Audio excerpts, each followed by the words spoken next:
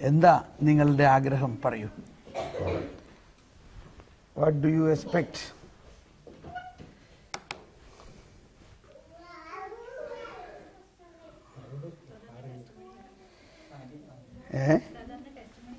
എൻ്റെ ടെസ്റ്റ് മണി കേൾക്കണം. That is 1 point. Okay, അങ്ങനെ ഓരോരുത്തർ പറയും. ഇനി എന്താ നിങ്ങൾക്ക് ഓരോരുത്തരുടെ ഇൻറ്റൻഷൻ പറയപ്പോൾ അതെല്ലാം കൂടി സമ്മറൈസ് ചെയ്ത് ചുരുങ്ങിയ സമയത്തിൽ എന്ത് ചെയ്യാൻ നോക്കാം. Yes, what do you want? വിശ്വാസത്തെക്കുറിച്ച് അറിയാം. Very good. അടുത്ത ആൾ വിശ്വാസത്തെക്കുറിച്ച് അറിയാം. ഒരാൾ തന്നെ യു ഹാവ് ഫ്രീഡം. ഇവിടെ ജർമ്മനിയാണ്, ഇവിടെ എല്ലാം അവനവൻ്റെ ഫ്രീഡത്തിലാണ് ജീവിക്കണേ.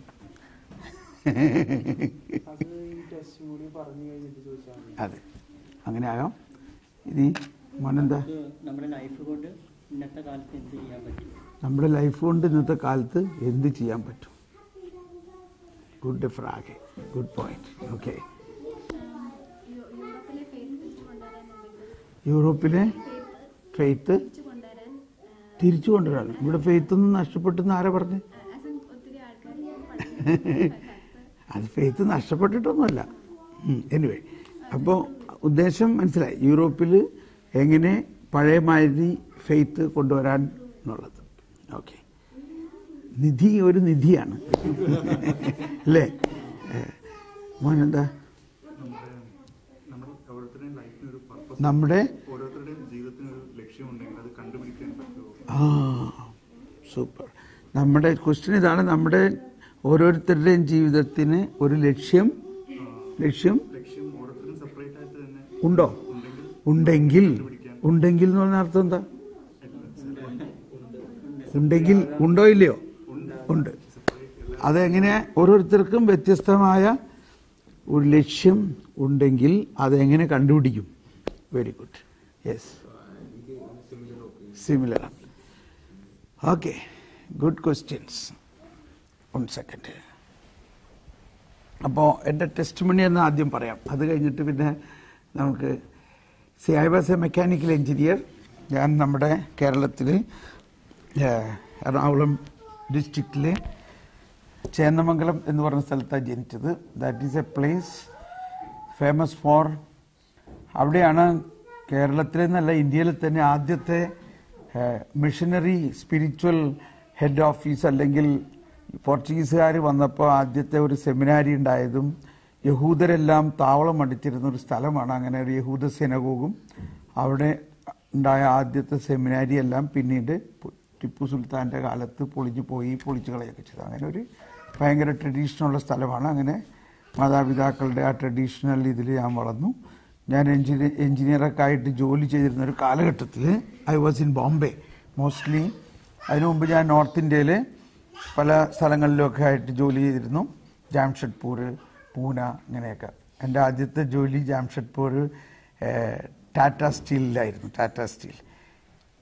അങ്ങനെ ഒരു 40 വയസ്സ് കാലഘട്ടത്തിൽ എനിക്കൊരു ഭയങ്കര അവേക്കനിങ് തോന്നി. ഈ ദൈവത്തെക്കുറിച്ച് നമ്മൾ അറിയണം. അപ്പോൾ അതുവരെയ്ക്കും ഞാൻ ഓൾറെഡി ഒരുപാട് കാര്യങ്ങൾ എൻജിനീയറിംഗ് ഫീൽഡിൽ തന്നെ ആർക്കും ചെയ്യാൻ പറ്റാത്ത ഒരുപാട് കാര്യങ്ങൾ ഞാൻ ചെയ്തിരുന്നു. അതിൻ്റെ ഒരു പ്രധാന കാരണം, ഞാൻ അന്ന് ജ്ഞാനത്തിന് വേണ്ടി പ്രാർത്ഥിക്കുമായിരുന്നു, ദൈവത്തിൻ്റെ ജ്ഞാനം. അപ്പോൾ ഈവൻ കണക്റ്റിംഗ് ടു ജർമ്മനി, ജാംഷഡ്പൂരിൽ ജർമ്മൻ എൻജിനീയേഴ്സ് വന്ന് ഒരു ജർമ്മൻ മെഷീൻ അവിടെ ഇൻസ്റ്റാൾ ചെയ്യണ സമയത്ത് അവർക്ക് അത് സ്റ്റാർട്ട് ചെയ്യാൻ പറ്റിയില്ല. They could not run it. ഞാൻ അതിൻ്റെ ഒരു അസിസ്റ്റൻ്റ് എഞ്ചിനീയറായിട്ടായിരുന്നു. അങ്ങനെ ജർമ്മൻ എഞ്ചിനീയർ മടങ്ങി വന്നപ്പോൾ പോയി. അപ്പോൾ ഞാൻ ആലോചിച്ചു, ദൈവമേ, മനുഷ്യന് അസാധ്യമായത് ദൈവത്തിന് സാധ്യമാണ്.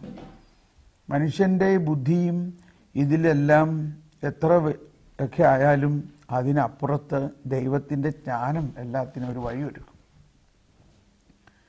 ഞാൻ ആ മെഷീൻ്റെ അടുത്തിരുന്ന് പ്രാർത്ഥിച്ചു, ദൈവമേ, അങ്ങയുടെ ജ്ഞാനം തരണേ. അപ്പോഴാണ് ആദ്യമായിട്ട് എനിക്കൊരു റിയലൈസേഷൻ വന്നത്, ദൈവത്തിനെല്ലാം അറിയാലോ. ഇപ്പം ജർമ്മൻകാർ അയാളുടെ ബുദ്ധി മുഴുവൻ നോക്കി അയാൾ അവിടെ നിന്ന് ജർമ്മനിയിലേക്ക്, ഇപ്പോൾ ഇവിടെ നിങ്ങൾ ജർമ്മനിയിലായിരിക്കുന്നതുകൊണ്ട് ഇവിടെയുള്ള ടെക്നോളജിയും ഇവിടുത്തെ ഹെഡ് ഓഫീസും ഇവിടുത്തെ ഡിസൈൻ എഞ്ചിനീയേഴ്സ് എല്ലാം തല പുകഞ്ഞ് ആലോചിച്ചിട്ടും എന്തുകൊണ്ടാണ് ആ മെഷീൻ വർക്ക് ചെയ്യാത്തതെന്നോ അതിനെ എങ്ങനെ ഒരു ട്രബിൾ ഷൂട്ട് ചെയ്യാനോ അന്നത്തെ കാലത്ത് 25 വർഷം മുമ്പ് ലൈറ്റ്നിങ് കോൾ ട്രെങ്ക് കോളൊക്കെ വെച്ച് ഞങ്ങൾ ഇവരെന്ത് പറഞ്ഞിട്ടോ അതെല്ലാം അപ്ലൈ ചെയ്തിട്ടൊന്നും മെഷീൻ വർക്ക് ചെയ്തില്ല. അങ്ങനെ ഇരിക്കെ ഞാനിങ്ങനെ പ്രാർത്ഥിച്ചപ്പോൾ എനിക്കൊരു ഐഡിയ കിട്ടി. അത് ഞാൻ പറയും ദ വിസ്ഡം ഓഫ് ഗാഡ്. മനസ്സിലായ? ദൈവത്തിൻ്റെ ജ്ഞാനം എനിക്ക് ഒരു ഐഡിയ തന്നു. അപ്പം അതുകൊണ്ട് ഞാൻ മനസ്സിലാക്കി നമ്മളീ പഠിച്ച എൻജിനീയറിങ്ങും സയൻസിനെല്ലാം ഒരു ലിമിറ്റേഷൻ ഉണ്ട്. അതൊന്നും അല്ല പൂർണ്ണത. അതിൻ്റെ അപ്പുറത്ത് ദൈവത്തിൻ്റെ ഒരു ജ്ഞാനത്തിലൂടെ മാത്രമേ ഇതെല്ലാം നമ്മൾക്ക് സോ ടു സേ ഒരു ഡിവൈൻ ഇൻ്റലിജൻസ്, നമ്മുടെ ഹ്യൂമൻ ഇൻ്റലിജൻസുമായിട്ടൊരു ഡിവൈൻ ഇൻ്റലിജൻസ് കണക്ട് ചെയ്താൽ മാത്രമേ ഈ ഹ്യൂമൻ ഇൻ്റലിജൻസിൽ നമ്മൾ പഠിക്കുന്ന, നിങ്ങളെല്ലാം നന്നായിട്ട് യൂണിവേഴ്സിറ്റിയിലൊക്കെ പഠിക്കുന്നവരാണ്, എന്തെല്ലാം പഠിച്ചാലും അതിന് ഒരു ഡിവൈൻ ഇൻ്റലിജൻസ് കൂടി ഉണ്ടെങ്കിൽ മാത്രമേ ഇതുകൊണ്ട് പ്രയോജനമുള്ളൂന്നും അന്ന് ഞാൻ കൊടുത്ത ഐഡിയ വെച്ച് 24 മണിക്കൂർ ഉടനെ തന്നെ ആ മിഷൻ വർക്കായി. So it become a big news. ഈ ജർമ്മൻകാർ അങ്ങോട്ടേക്ക് തിരിച്ചു വരുന്നത് എങ്ങനെ ഇത് സാധിച്ചു? ഞാൻ പറഞ്ഞ പ്രിൻസിപ്പിള്, നിങ്ങളൊക്കെ ഏത് ഡിസിപ്ലിനാണ് പഠിക്കണേ? Mechanical engineer. You computation, bionics, okay, communication. Okay. അപ്പൊ മെക്കാനിക്കൽ എഞ്ചിനീയേഴ്സിന് ഇത് കുറച്ച് മനസ്സിലായെങ്കിലും don't have to go into that detail of it. അപ്പൊ അങ്ങനെ അത് കഴിഞ്ഞപ്പോൾ മുതൽ എനിക്ക് ദൈവത്തിൻ്റെ ജ്ഞാനം ഇങ്ങനെ എനിക്കിങ്ങനെ കൂടുതലായിട്ട് പ്രാർത്ഥിക്കാൻ തുടങ്ങി. ദൈവത്തിൻ്റെ ജ്ഞാനം മേ ബി അതിൻ്റെ ഒരു ഒരു ഒരു ഓഫ് ഷൂട്ട് എന്ന് പറയാം, അല്ലെങ്കിൽ റിസൾട്ട് എന്ന് പറയാം. ഐ ബിഗാൻ ടു എൻ്റെ ഈ നമ്മൾ പണ്ട് വായിച്ചിരുന്ന വചനങ്ങളും ഇതൊക്കെ പുതിയ ഒരു അർത്ഥം കാണാൻ തുടങ്ങി. അതിനെല്ലാം പുതിയ അർത്ഥം. അങ്ങനെ എൻ്റെ പ്രാർത്ഥനാ ജീവിതം വേറൊരു സ്റ്റൈലിലേക്ക് പോന്നു. അപ്പോൾ എനിക്ക് കുറച്ച് ബാഡ് ഹാബിറ്റ്സ് ഒക്കെ ഉണ്ടായിരുന്നു. പക്ഷെ അതെല്ലാം പിന്നീട് എനിക്ക് മനസ്സിലായി, അതെല്ലാം ദൈവം തന്നെ എടുത്ത് മാറ്റും. അങ്ങനെ ഇരിക്കുമ്പോൾ ഒരുപക്ഷെ എൻ്റെ ഭാര്യ നന്നായിട്ട് പ്രാർത്ഥിക്കുന്ന ഒരു ആണ്. She had gone for a retreat. ആ സമയത്ത് എനിക്കും ഭയങ്കര ഒരു അവേക്കനിങ് ഉണ്ടായി. ഞാൻ എന്നിട്ട് ഈ വചനത്തിൻ്റെ കാസറ്റുകളൊക്കെ ഇങ്ങനെ കേൾക്കാൻ തുടങ്ങി. വചനത്തിൻ്റെ കാസറ്റ്. അങ്ങനെ to make the story short, I was travelling. അപ്പോഴേക്കും ഞാൻ ആ ജോലിയെല്ലാം വിട്ട് ബോംബെയിൽ ഒരു കൺസൾട്ടിങ് എഞ്ചിനീയർ ആയിരുന്നു. കൺസൾട്ടിങ് എഞ്ചിനീയർ ആയിട്ട് പൂന, പിമ്പരി, ബോംബെയിലൊക്കെ ഉള്ള ഒരുപാട് കമ്പനികൾക്ക് ഐ വാസ് എ കൺസൾട്ടൻറ്റ്. അത് കഴിഞ്ഞിട്ട് I began to have my own company and the consultancy. ഇങ്ങനെയെല്ലാം ഈ സമയത്ത് ഞാനിങ്ങനെ യാത്ര ചെയ്യുമ്പോൾ, ഈ വചനം കേട്ടുകൊണ്ടിങ്ങനെ യാത്ര ചെയ്യുമ്പോൾ ആ വചനത്തിൻ്റെ ഒരു സ്പിരിച്വൽ പവറിൽ അതിലുള്ള പ്രാർത്ഥനയെല്ലാം എന്നെ വളരെയധികം ഇഷ്ടപ്പെടുത്തി. അപ്പോൾ അങ്ങനെ ഞാൻ ആ ട്രെയിനിലിരുന്ന് ഇങ്ങനെ പ്രാർത്ഥിക്കുമ്പോൾ I was filled with the Holy Spirit. നമ്മൾ ഈ കരിസ്മാറ്റിക് ധ്യാനങ്ങളിലൊക്കെ ഉണ്ടാകുന്ന ഒരു അനുഭവം, ഭയങ്കരമായ പരിശുദ്ധാത്മാവിൻ്റെ ഒരു അഭിഷേകം എനിക്ക് കിട്ടി. അത് കഴിഞ്ഞിട്ട് എനിക്കുണ്ടായ അനുഭവം, അപ്പോൾ തന്നെ ട്രെയിനിൽ വെച്ച് ഞാനിങ്ങനെ ദൈവസ്വരം കേൾക്കാൻ എനിക്ക് സാധിച്ചു. കർത്താവ് എന്നോട് പറയുകയാണ്, ലോകം മുഴുവനും സുവിശേഷവൽക്കരിക്കണം. അപ്പോൾ ഞാൻ നോർത്ത് ഇന്ത്യയിലേക്കാണ് പോകുന്നത്. അവിടെ ആരും ഈശോനെ അറിയണ അധികം ആൾക്കാരില്ല. വിളവ് വളരെ, എന്നാൽ വേലക്കാർ ചുരുക്കം. അങ്ങനെ ഈ നാട്ടിൽ ഈ വിളവ് വളരെ ആയിട്ടുള്ള ഈ സ്ഥലത്ത് വചനം പ്രഘോഷിക്കാൻ ആര് പോകും? അപ്പം ഇങ്ങനെയാണ് കേട്ടത്, ആരെനിക്കായി പോകും എന്നുള്ളൊരു വാക്കാണ്. പിന്നീട് എനിക്ക് മനസ്സിലായി അത് ബൈബിളിൽ തന്നെയുള്ളൊരു വാക്കാണ് എന്നുള്ളത്. അപ്പം ആദ്യം എനിക്ക് തോന്നി, ഞാനെന്താ ചെയ്യുക, നമ്മൾ ഇതൊന്നും പഠിച്ചിട്ടുമില്ല, ബൈബിളിൽ ഇത്രപ്പെടുത്ത അറിയില്ല, ഇതൊക്കെ അച്ഛന്മാരുടെയും കന്യാസ്ത്രീമാരുടെയും ജോലിയല്ലേ എന്നാണ് നമ്മൾ ഉള്ളിലുണ്ടായിരുന്ന ഒരു ബോധ്യം. പക്ഷേ അപ്പോൾ എന്നോട് പരിശുദ്ധാത്മാവ് ഇങ്ങനെ പറയുകയാണ്, നിന്റെ അകത്തും ഇതെല്ലാം ഉണ്ട്, നീ പോണം. ഓ എങ്കിൽ ഞാൻ പോകാം, ഐ ഷാൽ ഗോ. അപ്പോൾ എനിക്ക് കൂടുതൽ ശക്തമായ അഭിഷേകം കിട്ടി പരിശുദ്ധാത്മാവിൻ്റെ.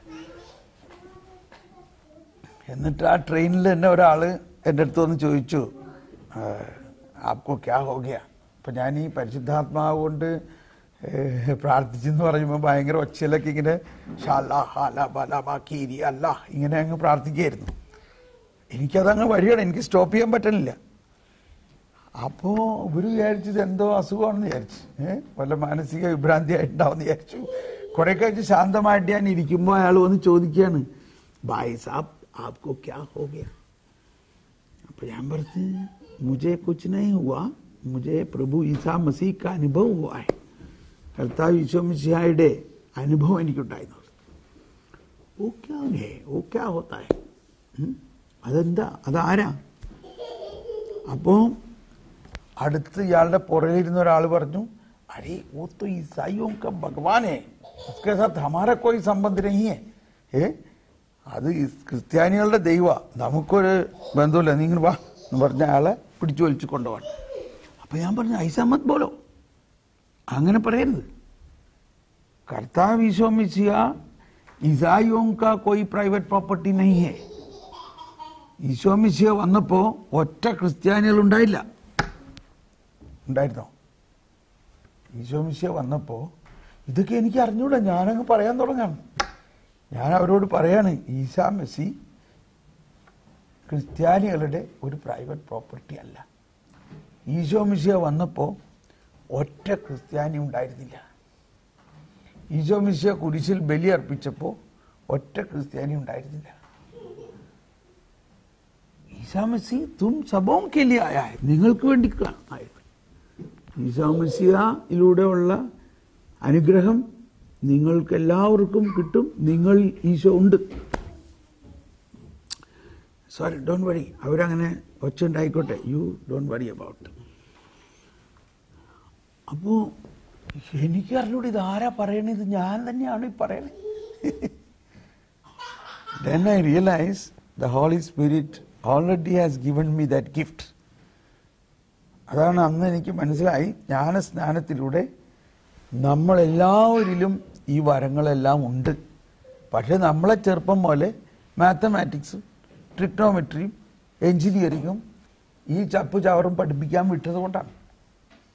ക്ഷമിക്കണം, നിങ്ങളൊക്കെ ഇവിടെ യൂണിവേഴ്സിറ്റിയിൽ പഠിക്കുന്ന ആൾക്കാരോടുള്ള എല്ലാ ബഹുമാനത്തോടും പറയാൻ, ഇതൊന്നും പഠിച്ചത് കൊണ്ടൊരു പ്രയോജനമില്ല. അഥവാ ഇത് പഠിച്ചതിൻ്റെ കൂടെ വേറെ എന്തെങ്കിലും കൂടി ഉണ്ടായാൽ മാത്രമേ പ്രയോജനമുള്ളൂ എന്ന് എനിക്ക് മനസ്സിലായി. ഇപ്പം അത് കൂടുതലും മനസ്സിലായിക്കൊണ്ടിരിക്കുക. നമ്മളിപ്പോൾ നിങ്ങൾ എന്ത് ചെയ്യാൻ പറ്റും, നിങ്ങളോട് അപ്പം പറഞ്ഞു അത് പഠിക്കണമെന്ന് പറഞ്ഞു അത് പഠിച്ചു, സമയമായി സ്കൂളിൽ പോടാന്ന് പറഞ്ഞു സ്കൂളിൽ പോയി, അത് പഠിക്കണമെന്ന് പറഞ്ഞു അത് പഠിച്ച്. എന്നാൽ സുവിശേഷവും ബൈബിളും എല്ലാം പറയുന്നതൊന്നും ഇത് പഠിക്കാനല്ല. അതാ ഇവിടെ വന്നത്, അങ്ങനെ വിചാരമുണ്ടോ? എന്നാൽ ഇതാണ് എനിക്ക് സംഭവിച്ചത്. അത് കഴിഞ്ഞിട്ട് എന്നെ ഈ ദൈവാത്മാവ് അങ്ങ് ഒരു പ്രത്യേക രീതിയിൽ അങ്ങ് നയിക്കുകയാണ്. ഞാൻ ആ ഉത്തരേന്ത്യയിലെല്ലാം സുവിശേഷം പ്രഘോഷിക്കാൻ തുടങ്ങി, ഹിന്ദുക്കളോട്, മുസ്ലിങ്ങളോട്, അവിടെയല്ല. അച്ഛന്മാരുടെ സഹായം ഉണ്ടായിരുന്നു. അങ്ങനെ ശക്തമായ സുവിശേഷ വേല ആരംഭിച്ചു കഴിഞ്ഞതോടുകൂടി പിന്നെ എനിക്ക് ജോലിയും ചെയ്യാൻ തോന്നുന്നില്ല, എൻ്റെ കോൺട്രാക്റ്റുകളൊന്നും എനിക്ക് വേണ്ടെന്നായി. അപ്പോൾ കർത്താവ് പറയാൻ, നീ അതെല്ലാം ഉപേക്ഷിച്ച് എൻ്റെ എഞ്ചിനീയർ ആകുക. I said yes. അങ്ങനെ ഞാൻ അപ്പോഴേക്കും എനിക്ക് ഒരുപാട് കോൺട്രാക്റ്റുകളും അതിൻ്റെ മിഷനറികളും ലക്ഷക്കണക്കിന് രൂപകളുടെ മെഷീനുകളൊക്കെ ഉണ്ടായിരുന്നു. അതെല്ലാം as is where is condition I abandoned. ഞാൻ അതൊന്ന് ഒരിക്കലും പിന്നെ തിരിച്ചു പോയിട്ടില്ല. ആ മെഷീനുകളെ ഞാൻ വിട്ടു എന്ന് പറഞ്ഞാൽ പിന്നെ എനിക്ക് അങ്ങോട്ട് പോകാൻ തരാൻ സമയം കിട്ടിയിട്ടില്ല. ഓരോ ആഴ്ചകളിലും ധ്യാനങ്ങൾ. അങ്ങനെ കഴിഞ്ഞപ്പോൾ ഞാൻ ചോദിച്ചു, കർത്താവ് ഞാൻ എങ്ങനെ ജീവിക്കും? അപ്പം നമ്മളുടെ സുവിശേഷ വേലക്കാർക്ക് അങ്ങനെ ഒരു സ്റ്റൈഫൻഡും ഒരു ഇതൊന്നുമില്ലല്ലോ. അപ്പൊ കർത്താവ് പറഞ്ഞു, ആകാശത്തിലെ പറവകളെ നോക്കുവിൻ, അവ വിതയ്ക്കുന്നില്ല, കൊയ്യുന്നില്ല, കളപ്പുരകളിൽ ശേഖരിക്കുന്നില്ല. നീ അവരെക്കാൾ ശ്രേഷ്ഠനാണോ? ഞാൻ പറഞ്ഞു, തീർച്ചയായിട്ടും. എങ്കിൽ അവരെ പരിപാലിക്കുന്നതിനേക്കാൾ മുൻപ് നിന്നെ ഞാൻ പരിപാലിക്കും, നിനക്ക് എല്ലാം തരും. അങ്ങനെയൊക്കെ പറഞ്ഞാൽ നമുക്ക് മാസം ഇന്നലെ വരെ കിട്ടിയിരുന്ന കാശ് ഇപ്പൊ കിട്ടാണ്ടാവുമ്പോൾ വീട്ടിൽ ചെലവിന് കാശില്ല. പിള്ളേർക്ക് സ്കൂളിൽ പോകണം, അവർക്ക് ഡ്രസ്സ് വേണം, ഫീസ് കൊടുക്കണം, വീട്ടുവാടക കൊടുക്കണം. ഇതൊക്കെ എങ്ങനെ നടക്കും? അപ്പോഴും കർത്താവ് പറഞ്ഞു, you just trust in me, ഞാനിതെല്ലാം നടത്തും. അപ്പം ആദ്യകാലങ്ങളിൽ അതൊക്കെ ഭയങ്കര പ്രയാസമായിരുന്നുവെങ്കിലും കറക്റ്റ് ആ സമയത്ത് എവിടെന്നെങ്കിലും ആരെങ്കിലും പൈസ കൊണ്ടുവന്ന് തരും. ചിലപ്പോൾ ആകസ്മികമായിട്ട് ഒരാൾ കയറി വന്നിട്ട് പറയാണ്, ഞാൻ അതിലെ പോണ നേരത്തെ എനിക്ക് തോന്നി ഇവിടെ വന്ന് സാറിനൊന്ന് കാണാൻ. കണ്ടു, എന്നിട്ട് പറയും, എനിക്കിപ്പോൾ തോന്നാണ് ഇച്ചിരി കാശ് സാറിന് തരാൻ. ഓ, പ്രൈസ് ദി ലോർഡ്. അപ്പോൾ അന്നത്തെ നമ്മുടെ കാര്യം ശരിയായി. എന്ന പോലെ അനുദിനം ഇങ്ങനെ ദൈവം പരിപാലിക്കുകയാണ്. ഇതൊരു പ്രാക്ടിക്കൽ പ്രോബ്ലം ആണല്ലോ. നമ്മൾ ഫുൾ ടൈം കർത്താവിന് വേണ്ടി ഇറങ്ങുകയാണെങ്കിൽ, ഇപ്പം ഇവിടെ ആരെങ്കിലും ഇറങ്ങോ? താൻ ഇറങ്ങോ? ആരും ഇറങ്ങൂല. ഉള്ള ജോലി കൂടി കളഞ്ഞ്. എൻ്റെ ഭാര്യയാണെങ്കിൽ ജോലി ചെയ്യുന്നുണ്ടായിരുന്നില്ല. പക്ഷേ ഫെയ്ത്ത് എന്ന് പറയുന്നത് അപ്പോഴാണ് മനസ്സിലാവുന്നത്. നമ്മൾ ഈ ബൈബിളൊക്കെ പറഞ്ഞു നടന്നിട്ട് എല്ലാവരും അവരവരുടെ കാര്യത്തിന് വേണ്ടിയുള്ള ജോലി കിട്ടുമ്പോൾ തന്നെ നിൽക്കണം. പെൻഷൻ കിട്ടുമോ? പെൻഷൻ കിട്ടുന്ന ജോലിയെ നോക്കാവൂ. അതുവരെ നമ്മൾ ചിന്തിച്ചിട്ടാണ് നമ്മൾ പഠിക്കണത്, ജോലിക്ക് പോണത്. ഇപ്പോൾ അതെല്ലാം തട്ടിത്തെറിപ്പിച്ചെൻ്റെ ഇപ്പം 25 വർഷമായി. Now 25 years I am working full time for the Lord with no financial ഇൻകമിൻ്റെ ഒരു കമ്മിറ്റ്മെൻ്റ് ഇല്ലാതെ, എവിടെന്നെങ്കിലും ഇത്ര രൂപ നമുക്ക് കിട്ടുമെന്ന് ആരും പ്രോമിസ് ചെയ്യാതെ കർത്താവിൽ മാത്രം ആശ്രയിച്ചുകൊണ്ട്. അപ്പോൾ അതിൻ്റെ സ്പിരിച്വലായിട്ടുള്ള ഭയങ്കര ഒരു ശക്തി എന്നിലേക്ക് ഒഴുകി. അങ്ങനെ ഇരിക്കുമ്പോഴാണ് പുതിയ ആശയങ്ങൾ എനിക്കിങ്ങനെ പരിശുദ്ധാത്മാവ് ഞാനിങ്ങനെ പ്രാർത്ഥിക്കുമ്പോൾ എന്നോടിങ്ങനെ സംസാരിക്കും. അങ്ങനെ സംസാരിക്കുമ്പോൾ ഈ വചനത്തിൻ്റെയും ദൈവിക രഹസ്യങ്ങളുടെ എല്ലാം പുതിയ ആശയങ്ങൾ എനിക്കിങ്ങനെ പറഞ്ഞു തരും. അങ്ങനെയാണ് ഇന്ത്യയിൽ ഒരു പുതിയ ധ്യാന ശൈലി, ഒരു ആന്തരിക വിശുദ്ധീകരണ ധ്യാനം എന്ന ഒരു ശൈലി അന്ന് രൂപപ്പെട്ടു. അത് ഭയങ്കര പോപ്പുലറായി. അത് കേരളം മുഴുവനും. ചിലപ്പോൾ നിങ്ങളൊക്കെ കുഞ്ഞു പിള്ളേരായിട്ടുണ്ടാവും. നിങ്ങൾക്കൊക്കെ എത്ര വയസ്സായി? 24. അപ്പോൾ നീ ഉണ്ടായിരുന്നില്ല. കാരണം അന്ന് ഇപ്പം ചിലവർ വന്ന് സാക്ഷ്യം പറയുമ്പോൾ പറയാറില്ല, ഞാനന്ന് പാലായി കൺവെൻഷനിൽ പോയപ്പോൾ മമ്മീൻ്റെ കൈ പിടിച്ച് ഇങ്ങനെ ഒരു കുഞ്ഞായിട്ട് പോയത് അന്ന് കേട്ട പാട്ടാണ് ഇപ്പോഴും കേൾക്കണേന്ന് കേൾക്കുമ്പോഴേ. അപ്പോൾ നിങ്ങൾ പലരും അന്ന് ഉണ്ടായിരുന്നില്ല. അവസാനം അപ്പോൾ അങ്ങനെ ഒരു കേരളത്തിൽ, അപ്പോൾ നോർത്ത് ഇന്ത്യയിലായിരുന്നു അത് മുഴുവനും ഭയങ്കരമായിട്ട് ഇങ്ങനെ ജ്വലിച്ച്. അവിടെ നിന്ന് പെട്ടെന്ന് നോർത്തിൽ നിന്ന് ഒരു ജമ്പ് ഇൻ ടു സൗത്ത്. അപ്പോൾ അവിടെ നായിക്കാപ്പുറമ്പിലച്ചനൊക്കെ നോർത്തിൽ വന്നപ്പോൾ ഞാനായിട്ട് കണ്ടപ്പോൾ അവരിങ്ങനെ ഇൻവൈറ്റ് ചെയ്തു. അങ്ങനെ വന്നു. അങ്ങനെ കേരളത്തിൽ അത് കൂടുതൽ ശക്തമായ ഒരു കൊടുങ്കാറ്റ് പോലെയായി. ഓരോ സമയത്ത് ലക്ഷങ്ങൾ വരുന്ന കൺവെൻഷനുകൾ. അപ്പോൾ അതെല്ലാം അങ്ങനെ ഡിവൈൻ റിട്രീറ്റ് സെൻറ്ററിൽ മെയിൻ സ്റ്റേജിൽ 5 ദിവസം ഫുൾ ആൾക്കാർ നിറഞ്ഞു നിന്ന ധ്യാനങ്ങൾ, ഇതൊക്കെ. അങ്ങനെ ഞാൻ നോർത്ത് ഇന്ത്യയിൽ ഉള്ള ഒരുപാട് രൂപതകളിലെ ബിഷപ്പുമാർ, അച്ഛന്മാർ, ഇവരെയൊക്കെ ഇങ്ങനെ ധ്യാനിപ്പിക്കുന്ന സമയത്ത് അവിടെ അടുത്ത് നോർത്ത് ഇന്ത്യയിൽ മീററ്റ് എന്ന് പറഞ്ഞ സ്ഥലത്ത് സൽദാന എന്ന് പറയുന്ന ഒരു സ്ഥലമാണ് മീററ്റിൽ. അവിടെ അച്ഛന്മാരെ ധ്യാനിപ്പിക്കുമ്പോൾ അന്ന് ആ ധ്യാനത്തിന് ഇൻവൈറ്റ് ചെയ്ത കൊച്ചച്ഛൻ ഇന്ന് അവിടുത്തെ ബിഷപ്പാണ്. പുള്ളി എന്നെ കാണുമ്പോൾ എപ്പോഴും പറയും, അന്ന് എന്നെ ഇൻവൈറ്റ് ചെയ്തു എവാഞ്ചലൈസേഷന് വേണ്ടി.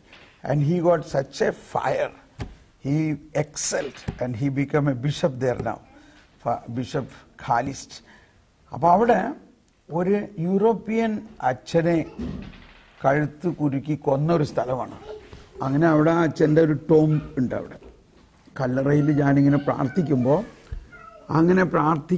ഞാനിങ്ങനെ കേൾക്കുകയാണ്, ഞങ്ങൾ European missionaries, we came from Europe and gave our life for your people. അതിന് പ്രത്യുത്തരമായിട്ട് നിനക്ക് എന്തെങ്കിലും ചെയ്യാൻ പറ്റുമോ എന്ന് ചോദിച്ചു. ഞാൻ പറഞ്ഞു, അത് ഭയങ്കര നല്ല കാര്യമല്ലേ. നമ്മൾ ആ നാട്ടിലെ, നമ്മൾ ഇന്ത്യ മുഴുവനും സുവിശേഷവൽക്കരിക്കുക എന്നുള്ള വലിയൊരു ചിന്തയിലാണ് നമ്മളിരിക്കുന്നത്. ഞാൻ പറഞ്ഞു, അത് വലിയ കാര്യം, അതുകൊണ്ടല്ലേ ഞങ്ങൾക്ക് ഇപ്പം ഇത്ര ഇവിടെയൊക്കെ ചെയ്യാൻ പറ്റുന്നത്. അതിന് ഞങ്ങൾ നന്ദിയുള്ളവരാണ്. അങ്ങനെ ഇരിക്കുമ്പോൾ വീണ്ടും കേൾക്കുകയാണ്, can you come to Europe and help our people? നിനക്ക് യൂറോപ്പിൽ വന്ന് ഞങ്ങളെ സഹായിക്കാൻ പറ്റുമോ, ഞങ്ങളുടെ ആൾക്കാരെ? That was a shock for me. പക്ഷെ ഞാനന്ന് വിചാരിച്ചു, നമ്മൾ എന്ത് ചെയ്യാൻ പറ്റും യൂറോപ്പിൽ? എനിക്കൊരു യൂറോപ്യനെ പോലും പരിചയമില്ല, ഒരാളെയും പരിചയമില്ല.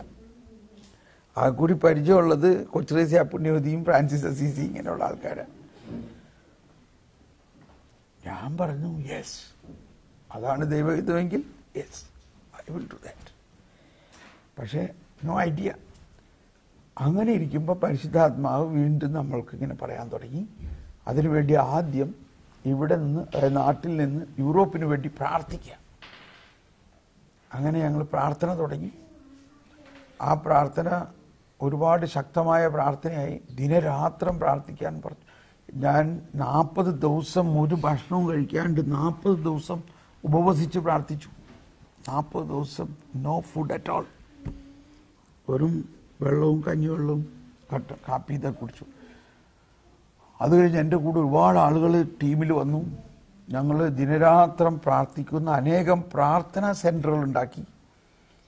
കേരളത്തിൽ അല്ലെങ്കിൽ ഭാരതത്തിൽ 100-ൽ പരം 24 hours അഡറേഷൻ സെൻ്ററുകൾ ഉണ്ടാക്കി. അങ്ങനെ ഈ പ്രാർത്ഥന വളരെ ശക്തമായി ഏതാണ്ട് 1.5 വർഷം കഴിഞ്ഞപ്പോൾ യൂറോപ്പിന് വേണ്ടി കൂടുതൽ ശക്തമായി പ്രാർത്ഥിക്കാൻ എന്നോട് തന്നെ ടീമിൻ്റെ കൂടെ ഇരുന്ന് പ്രാർത്ഥിക്കാനാണ് പറഞ്ഞു.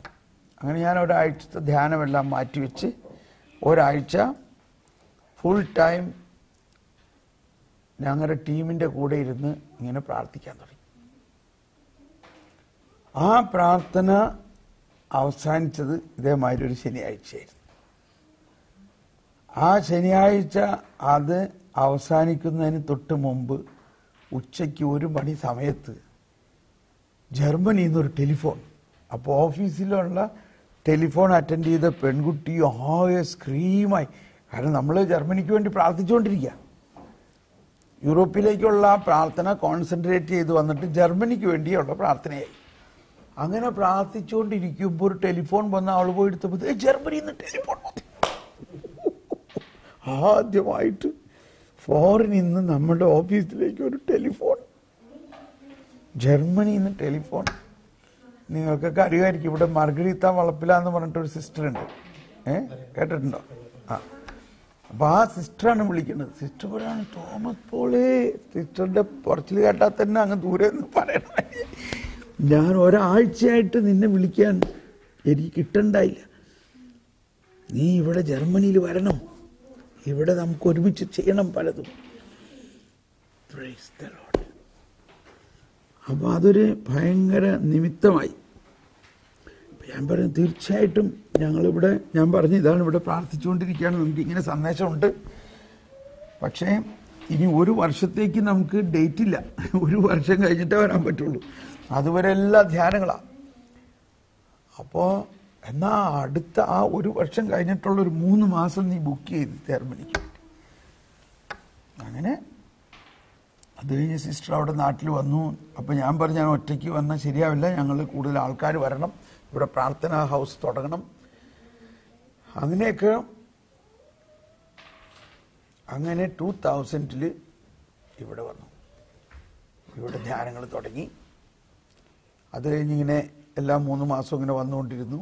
പിന്നെ സാവധാനം കർത്താവ് പറഞ്ഞു, ഇവിടെ എനിക്കൊരു ലൈഫ് ലോങ് വിസ തരുമെന്ന് പറഞ്ഞു. അതിന് ലൈഫ് ലോങ് വിസ, അത് നിങ്ങൾക്ക് ആർക്കും കിട്ടില്ല. ഒരു ജോലി ഇല്ലാണ്ട് നിങ്ങൾക്ക് വിസ കിട്ടണ ഈ ജോലി വേണ്ടേ? ഒരു സുവിശേഷ വേലക്കാരന് ആരാ വിസ കൊടുക്കണേ? അതൊക്കെ ദൈവത്തിൻ്റെ ദൈവത്തിൻ്റെ പ്രവൃത്തിയുടെ ഭയങ്കര ഒരു കാര്യമാണ്. അങ്ങനെ എനിക്കൊരു ദവ ഓഫൻതാൽ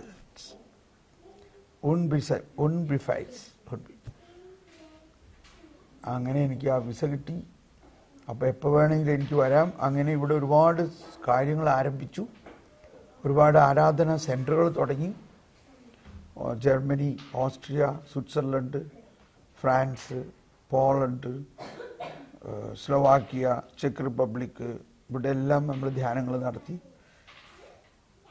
അങ്ങനെ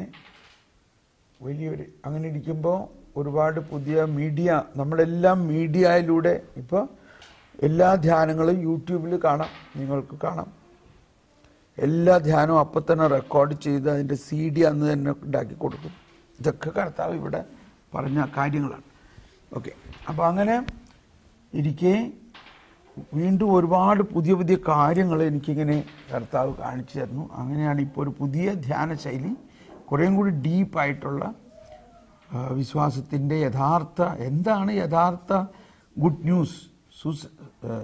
ന്യൂസ്, എന്താ സുവിശേഷം എന്ന് പറഞ്ഞാൽ എന്താ എന്നുള്ളതൊക്കെ വാസ്തവത്തിൽ ഇപ്പോഴാണ് മനസ്സിലാവുന്നത്. ആർക്ക്? എനിക്ക് തന്നെ.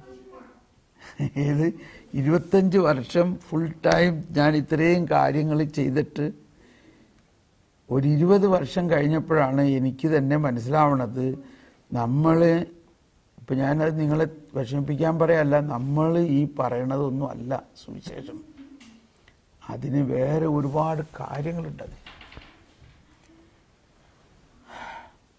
ഇപ്പം ഈ ചിത്രം നിങ്ങളൊക്കെ കണ്ടിട്ടുണ്ടോ? ഈ ചിത്രം ഇത് കണ്ടിട്ടുണ്ടോ? ഇത് മുടിയനായ പുത്രൻ മടങ്ങി വരുമ്പോൾ പിതാവ് കെട്ടിപ്പിടിക്കണ ഒരു ചിത്രമാണ്. ഇത് ഒരു ആർട്ടിസ്റ്റ് റെംബ്രാൻഡിൻ്റെ. ഇത് നോക്കിയിട്ട് എന്തെങ്കിലും ഒരു പ്രത്യേകത തോന്നുന്നുണ്ടോ?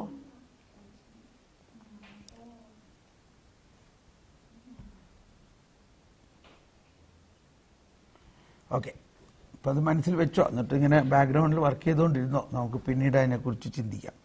അപ്പോൾ ദൈവത്തിൻ്റെ ആ കരുണയാണ് പ്രധാന ഒരു വിഷയം, കരുണ. അപ്പോൾ അങ്ങനെ ഇനി ടു സമ്മറൈസ് മൈ ടെസ്റ്റിമണി, അങ്ങനെ ഇരിക്കുമ്പോൾ എൻ്റെ മകള് അവളുടെ ഗ്രാജുവേഷനെ കഴിഞ്ഞപ്പോൾ ഞാൻ ചോദിച്ചു വാട്ട് ഡു യു വാണ്ട്, അവൾക്ക് പോസ്റ്റ് ഗ്രാജുവേഷന് പോകണം. അപ്പോഴാണ് കർത്താവ് പറഞ്ഞത് അവൾ തിയോളജി പഠിപ്പിക്കാനായിട്ട്. അങ്ങനെ അവൾ ഇവിടെ യൂറോപ്പിൽ തിയോളജി പഠിച്ചു. She is A licentiate in theology. അവൾ യൂറോപ്പിൽ തന്നെ ഉണ്ട്, വിയന്നയിൽ ഉണ്ട്. കല്യാണം കഴിച്ചു കഴിഞ്ഞപ്പോൾ അവനും തിയോളജി പഠിക്കണമെന്ന് തോന്നി. അങ്ങനെ അവർ രണ്ടുപേരും നമ്മളെ ഒരു സീറോ മലബാർ സഭയിലെ 2 തിയോളജിയൻസാണ്, ഫാമിലി ആയിട്ട് തിയോളജി പഠിച്ചിട്ടുള്ളത്. പിന്നെ മകൻ കല്യാണം കഴിച്ചു, അവൻ അമേരിക്കയിലാണ്. അവൻ വൈഫ് യൂസ് ടു കം. ഇപ്പോൾ വൈഫ് വീട്ടിലാണ്, അമ്മയുടെ അടുത്ത് അമ്മേനെ കെയർ ചെയ്യാൻ വേണ്ടി അങ്ങനെ നിൽക്കണം, അല്ലെങ്കിൽ വൈഫും വന്നേനെ. അങ്ങനെ ഇരിക്കുമ്പോഴാണ് നമ്മളിവിടെ ഒരു ചെറിയ ടെലിവിഷൻ ചാനൽ തുടങ്ങാൻ. അങ്ങനെ അതെല്ലാം ചെയ്തു. പിന്നെ നമ്മൾക്ക് കാണിച്ചു തരുന്ന ഒരു ഉൾക്കാഴ്ച ഈ വിശ്വാസത്തിൻ്റെ കൂടുതൽ ആഴമായ പ്രബോധനം. അതിനാണ് ഒരുപാട് പേരൊന്നും ഉണ്ടാവില്ല, കുറച്ച് പേർക്ക്. പക്ഷെ ആ കുറച്ച് പേരെ വിശ്വാസത്തിൻ്റെ ഭയങ്കര ഡെപ്തിലേക്ക് കൊണ്ടുപോകുന്നതിനാണ് വേറൊരു സംവിധാനം, ഫെയ്ത്ത് സ്കൂൾ ഓഫ് ഫെയ്ത്ത്, ഗ്ലൗബൻ ഷുളെ. നിങ്ങൾ ജർമ്മനൊക്കെ അറിയോ?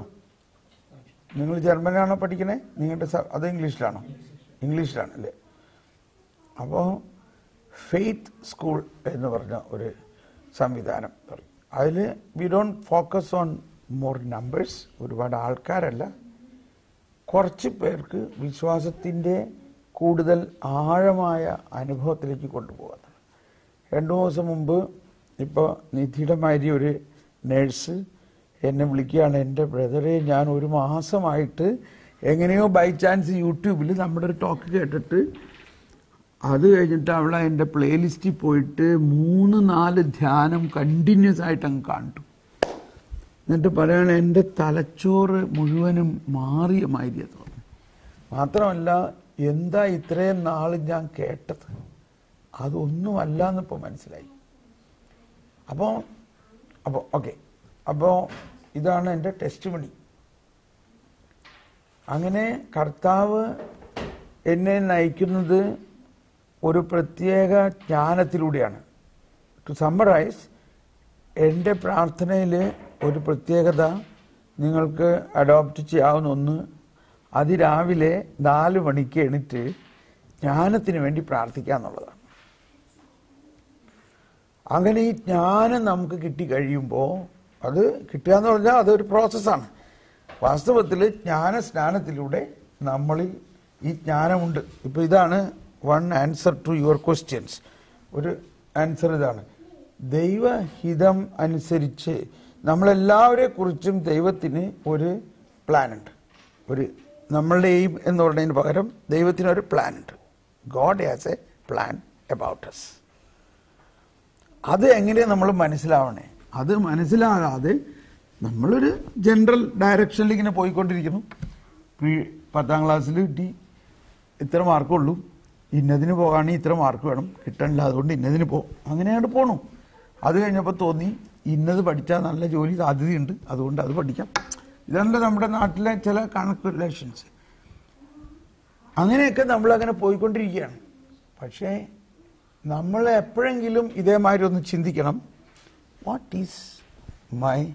What is God's plan? ഇപ്പം മോൻ ചോദിച്ച ചോദ്യം ഓരോരുത്തരുടെയും എയിം എങ്ങനെയാണോ, അതാണ്. That is a right point. ദൈവത്തിന് നമ്മൾ ഓരോരുത്തരെയും കുറിച്ച് ഒരു പദ്ധതിയുണ്ട്. അപ്പം അതിന് ഇങ്ങനെ ചോദിക്കാം, what for God created U? ദൈവം നിങ്ങളെ എന്തിന് സൃഷ്ടിച്ചു? അതിനൊറ്റ വാക്കിൽ ഉത്തരം പറയാമോ? ദൈവം നമ്മളെ എന്തിനു സൃഷ്ടിച്ചു? അതിനോട് ഉത്തരം പറഞ്ഞേ. നീ പറയണ്ട, ഇവര് പറയട്ടെ. ഓക്കെ, അപ്പോൾ ഉത്തരം പറഞ്ഞു കഴിഞ്ഞു. ദൈവം നമ്മളെ എന്തിനു സൃഷ്ടിച്ചു? ദൈവത്തിന് വേണ്ടി. Is it agreeable? ഇല്ലേ? ഇതാണ് ഇതിൻ്റെ റൂട്ട്, ഏറ്റവും പ്രധാന പോയിന്റ്.